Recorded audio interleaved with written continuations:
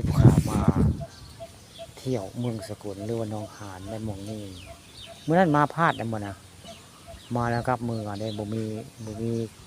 ผู้โดยสารบ่พอมื้อนี้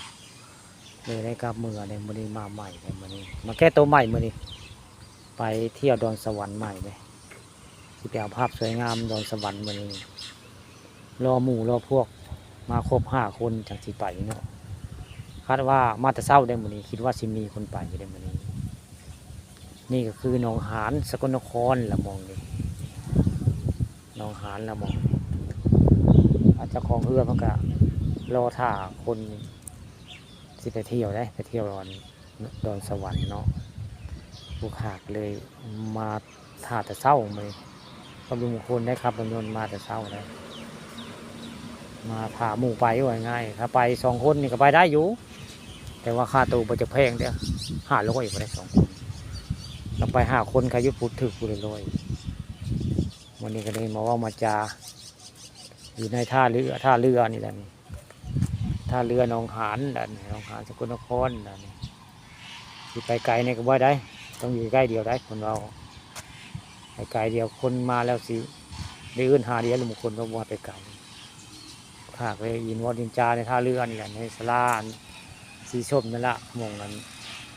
เพื่อเพิ่นสิไปก็ได้สิไปดอนสวรรค์มื้อนี้คิดว่าไปดอนสวรรค์ในโน่นแล้วมื้อนี้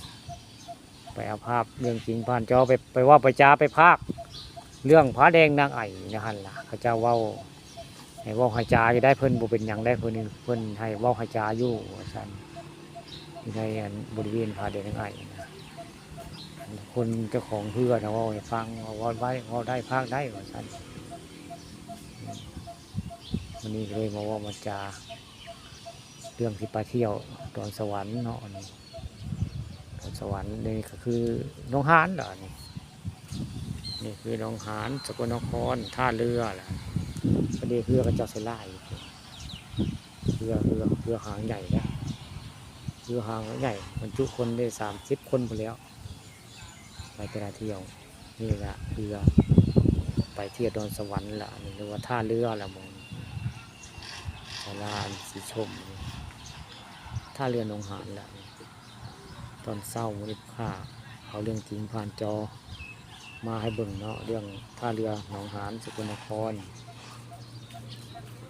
หม่องนี้มีที่ทัดเบิ่งว่างสวยงามในหม่องเรือพนักกว้างโออาได้คักแล้วมีสะพานมีทางย่างอ้อมหนองหานนี่แหละหม่องนี้ก็เดียวไปนี่ก็เป็นซาพังทองเลยซาพังทองหนองหานนี่แม่เดียวกันเลยท่านี้เป็นซาพังทองนะบรรยากาศโรแมนติกเบิ่งแล้วคักนี่แหละคือซาบริเวณซาพังทองหนองหานซึ่งนี้ไปนี่คือหนองหานสกลนครนะผมหนองหานสกลนครตำนานผาแดงนางไอ่เลยเมืองหนองหานล่มกันนี่ละตำนานข่าเลยบอกว่ามาจาเรื่องตำนานเมืองหนองหานเมืองผาแดงนางไอ่